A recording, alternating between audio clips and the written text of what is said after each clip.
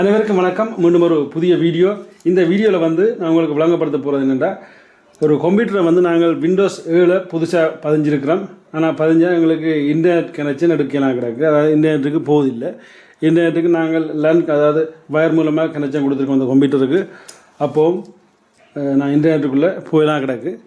அப்போ அந்த பிரச்சனையை நாங்கள் பார்க்குறோண்டா, இதில் நீங்கள் பார்த்தீங்கன்னா தெரியும், இந்த தர அடையாளம், அதாவது பிள்ளைகளோட அடையாளம் அங்கால போகிறதுக்கு வழி இல்லாமல் நிப்பாட்டி இருக்குது. அப்போ இதுக்கு என்ன முக்கியமான காரணம்னு பார்த்தோம்னா, எங்களுக்கு இன்டர்நெட் கனெக்ஷன் இல்லை. அப்போ நாங்கள் கம்ப்யூட்டர் விண்டோஸ் 7 நாங்கள் புதுசாக கம்ப்யூட்டருக்கு பதிஞ்சிருக்கிறோம். ஆனால் அந்த மோடத்தின் டிரைவர் பதிவடையில்லை. அப்போ இப்போ இந்த வீடியோவில் எப்படி நாங்கள் அந்த டிரைவரை பதிகிறதை பார்க்கணும்.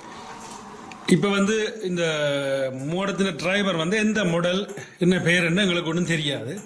அப்போ அதுக்கு நாங்கள் ஒன்றில் அந்த மோடம் இருக்கிற இடத்த கலட்டி பார்க்கணும். அந்த கார்டுனில் எழுதியிருந்தால் கார்டுன மாடல் நம்பர் இருக்கும். அப்படி இல்லாட்டி நீங்கள் கம்ப்யூட்டருக்கு பின்பக்கம் வந்தீங்கன்னா, பின்பக்கத்தில் ஒரு அந்த கம்ப்யூட்டர் ஒரு மாடல் நம்பர்லாம் போட்டிருக்கும்.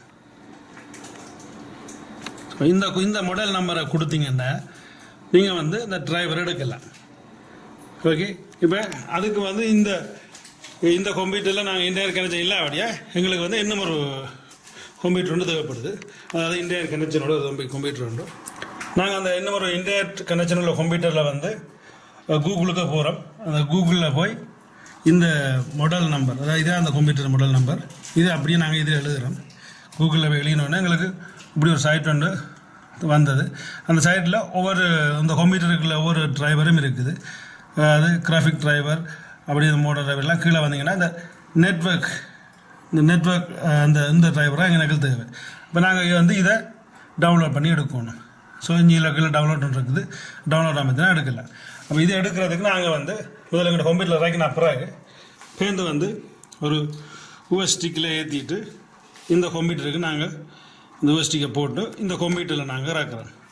ஓகே, இப்போ இந்த கம்ப்யூட்டர் நாங்கள் அந்த ப்ரோக்ராம் பதிஞ்ச பிறகு இந்த கம்ப்யூட்டரில் நான் அந்த நோயா ஓர்னருக்கெல்லாம் பதிஞ்சு வச்சுக்கிறேன். அந்த டிரைவர் இதுதான் அந்த டிரைவர். அப்போ இதை நாங்கள் எப்படி இதில் இன்ஸ்டால் பண்ணிட்டு பார்ப்போம். இந்த மூலையில் பார்த்தீங்கன்னா இந்த இன்டர்நெட் கனெக்ஷன் உள்ள இடம் ஒரு சோப் அடையாளத்தால் ஒரு பிள்ளை அடையாளம் போட்டிருக்கும்.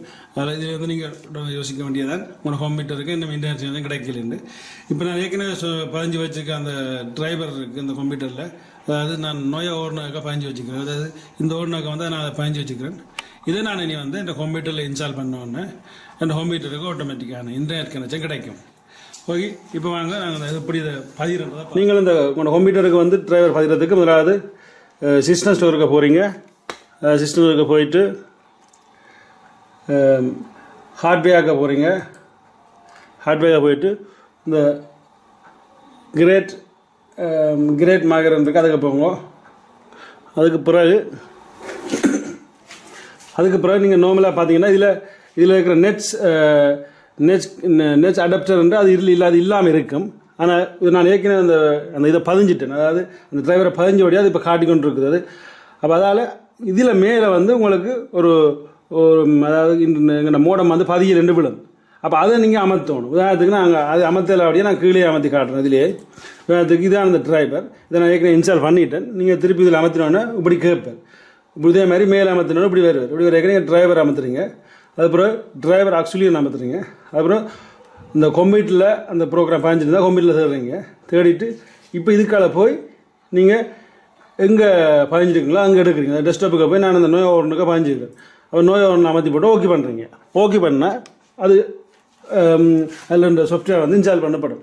இன்ஸ்டால் பண்ணப்பட்ட பிறகு உங்களுக்கு இன்டர்நெட் கனெக்ஷன் நார்மலாக கிடைக்கும். அதாவது இவ்வளோ தான் நீங்கள் செய்ய வேண்டிய ஒரு சின்ன ஒரு விஷயம். இந்த வீடியோ நார்மலாக இது கூடுதல் ஆட்களுக்கு தெரியும். நான் ஏற்கனவே சொல்கிற மாதிரி உலகத்தில் தெரிஞ்சாக்கள் குறைவு, தெரியாத ஆக்கள்லாம் கூட. அப்போ கட்டாயம் அவைகளுக்கும் இந்த வீடியோ பயன்படும் நினச்சா இந்த வீடியோ செய்தேன். நன்றி, வணக்கம். மீண்டும் அடுத்த வீடியோக்களை சந்திப்போம்.